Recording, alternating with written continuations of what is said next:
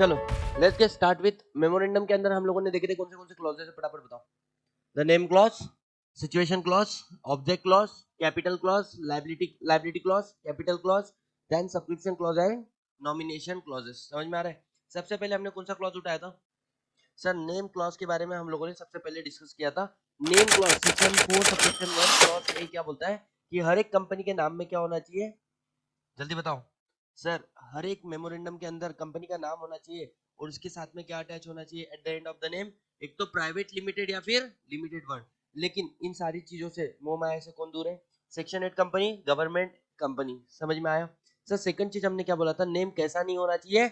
आई ओ you, मतलब it should not be identical, it should not be offensive, it should not be undesirable in the opinion of the central government. यहां तक समझ में आ रहा है कि नहीं आ रहा है? इसके बाद में सर या फिर कुछ ऐसे वर्ड्स है जिसको आपको क्या करना पड़ेगा? सेंट्रल गवर्नमेंट का प्रायर परमिशन लेना पड़ेगा यूज करने के पहले। अगर मैं तुम लोगों को सारे रूल्स एक साथ में ये याद दिलाऊं तो सी यहाँ पर आ जाओ। Name of the company shall not be IOU identical resemble to nearly resemble with the existing company name. Second क्या बोला था? It should not be offensive under any law. और तीसरा बोला था it should not be undesirable in the opinion of the central government. समझ में आ रहा है? नेक्स्ट पॉइंट हमने बोला था prior approval of CG is required. अगर आपके नाम में कोई ऐसा इंप्रेशन क्रिएट हो रहा है जो बताता है दैट यू हैव कनेक्शन और पेट्रोनेज विद द गवर्नमेंट, कौन सा? चाहे फिर वो सेंट्रल गवर्नमेंट हो, स्टेट गवर्नमेंट हो, लोकल अथॉरिटी हो या कोई भी अथॉरिटी जो सेंट्रल या स्टेट गवर्नमेंट को किए हो। इसके बाद में क्या बोला था इन्होंने कि ये जो वर्ड है क्या बोल सकते हैं? नेम आइडेंटिकल और टू रियल नियरली रिजेंबल कब मानेंगे? कहने से हम लोगों ने काफी सारे केस देखे थे। जस्ट दो शब्दों के बीच में क्या डिफरेंस है? The name is exactly same, लेकिन जो डिफरेंस है वो नीचे दिए।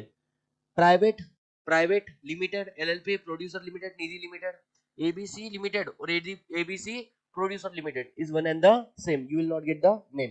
सेकंड, केस स्पेस या पंक्चुएशन चेंज हो रहा है, मतलब कोई स्मॉल लेटर में लिख रहा है, कोई कैपिटल लेटर में लिख रहा है, you will not get that name. तीसरा मैंने क्या बोला था? एडिशन कर रहे हो, एक्सटेंशन लगा रहे हो आप www या फिर .com .net .org, you will not get the name. Don't you think इसके हमने प्रैक्टिकल एग्जांपल भी दिखे थे? उसके अलावा सर टेंसेस चेंज कर दिया आप लोगों ने, past tense, present tense, you will not get a name. Single को प्लूरल कर दिया, technologies and technology, again you will not get a name. Existing name of company जिसके अंदर प्लेस नहीं है और जो नया नाम डाल रहे हो उसके अंदर सिटी का, प्लेस का नाम डाल रहे हो, you will not gate again this name. Why? Because resemble माना जाएगा। सेकंड, डिफरेंट स्पेलिंग यूज कर रहे हो या फिर ट्रांसलेशन हिंदी, वो पता है तुम लोगों को? निगम बोलकर मैंने किया था लिमिटेड का, और उसके बाद में एक्सेट्रा। तो these are the some criterias given in syllabus. इसके अलावा sir what are the name which are undesirable in the opinion of the central government? तो अगर कोई लॉ मतलब there is a act called useless name prevention of improper use of the name act 1950, एक act है जिसके अंदर बहुत सारी चीजें बोली है, which name you can use and which name you cannot be use, मतलब you cannot take unfair advantage of the name, वो एक्ट भी नहीं चलेगा, वो नाम भी नहीं चलेगा। सेकंड, रजिस्टर्ड ट्रेडमार्क है तो सेंट्रल गवर्नमेंट के हिसाब से it is undesirable. Then offensive for any class or section of the people, then again undesirable, and last merely description of the activity। for example, जैसे मैंने एक नाम डाला था, आइडियली वो हमें मिलना नहीं चाहिए था, you get solutions private limited, तो you get IT solution.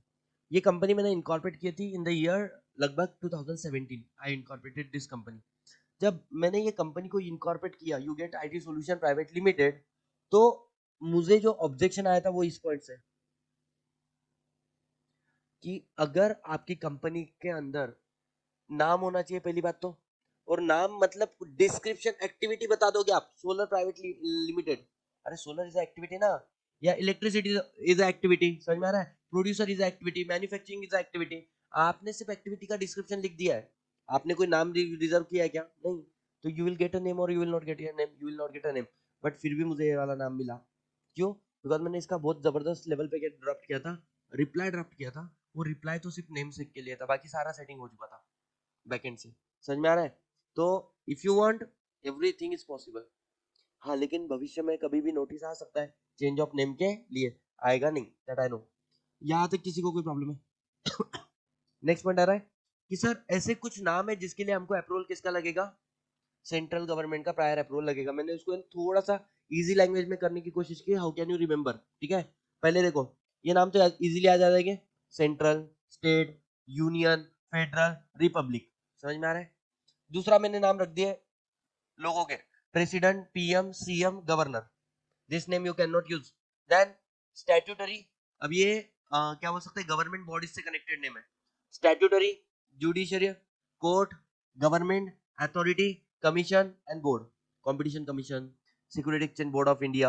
Judiciary मतलब कोर्ट से रिलेटेड हो गया तो जुडिशरी एंड कोर्ट, गवर्नमेंट, समझ में आ रहा है। तो this name you can not be use. Last में इंडिया, भारत एक्सेट्रा। अगर आपको इसमें से कोई भी नाम यूज करना है, first you need to take approval of what, central government, समझ में आ रहा है क्या। उसके बाद में अब यहाँ पर आता है, अगर हम बात करें तो नेम रिजर्वेशन की हम लोगों ने गाइडलाइन देख लिया था। अगर आपको नेम रिजर्व करना है तो नेम दो समय में रिजर्व करना पड़ता है, एक तो कंपनी इनकॉर्पोरेट कर रहे हो तब नेम रिजर्व करोगे, या कंपनी का नाम चेंज कर रहे हो तभी भी नेम रिजर्व करना पड़ेगा। सर कंपनी इनकॉर्पोरेट कर रहे हो तो नेम किस फॉर्म में रिजर्व करोगे, स्पाइस प्लस पार्ट ए। लेकिन अगर कंपनी का नाम चेंज कर रहे हो तो रन एप्लीकेशन। अच्छा, जब आपको नेम मिलता है इनकॉर्पोरेशन ऑफ कंपनी में कितने दिन के मिलता है, 20 डेज। और in case of change of name कितना दिन मिलता है, 60 डेज। अच्छा, जो 20 डेज का टाइम लिमिट है, क्या आप इसको एक्सटेंड कर सकते हो, हाँ, 21,000 रुपीज पे करके फॉर नेक्स्ट 20 डेज। और अगर फिर से 20,000 करो तो अप टू 60 डेज। बट कहने से इनिशियली 3,000 रुपए पे करके मैं सीधा 60 डेज के लिए भी कर सकता हूँ, आंसर इज पॉसिबल, ठीक है।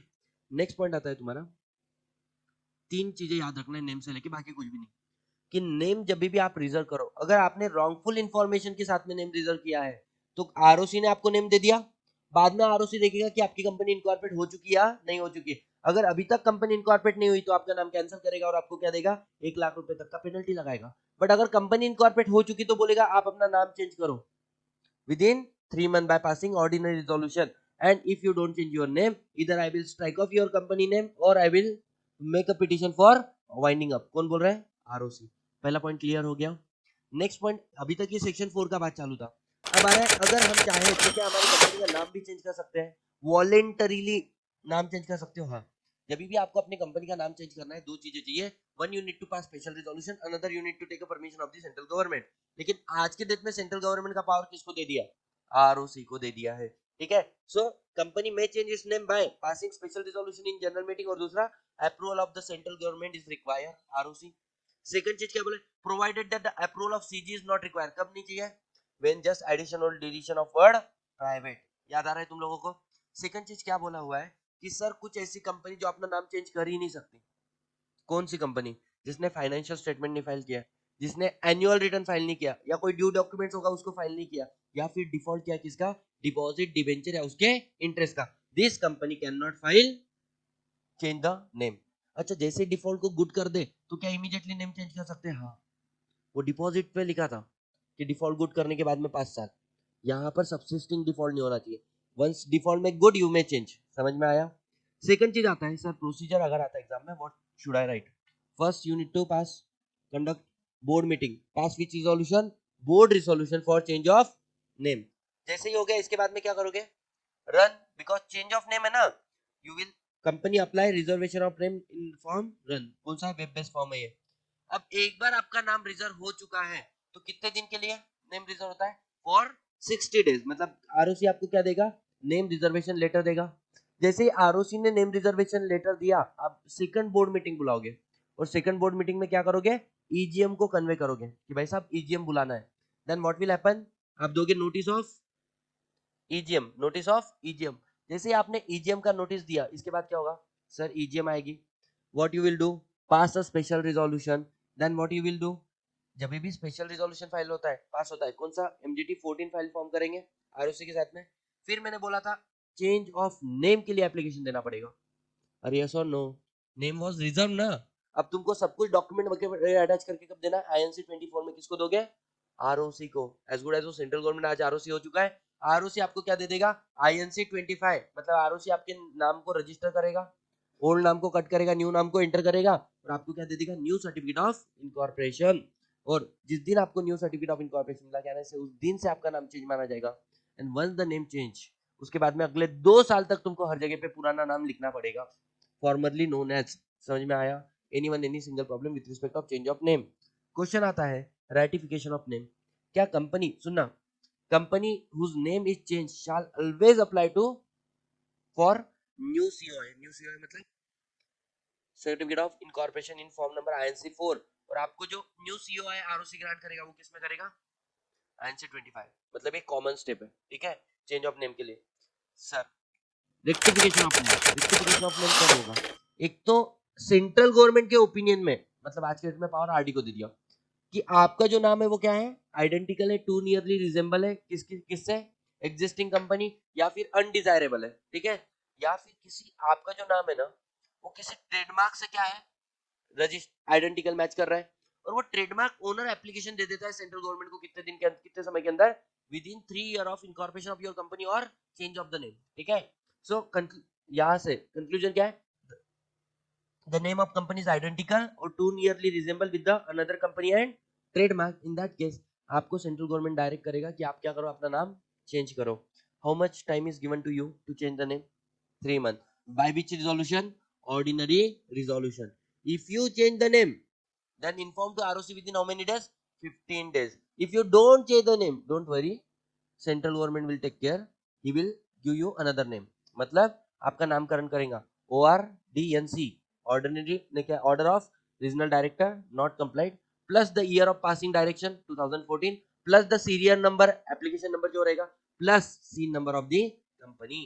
तो देखो, change the name, notice of change of name and the copy of order file within 15 days ROC को, एंड ROC क्या करेगा, रजिस्टर करेगा चेंज नेम और आपको न्यू सर्टिफिकेट ऑफ इनकॉर्पोरेशन देगा। But if you don't change the name, then what? CG will allot new name. क्या?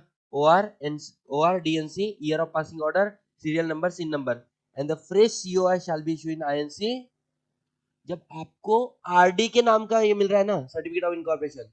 अरे INC25 तब मिलेगा जब आप उनको INC24 दोगे।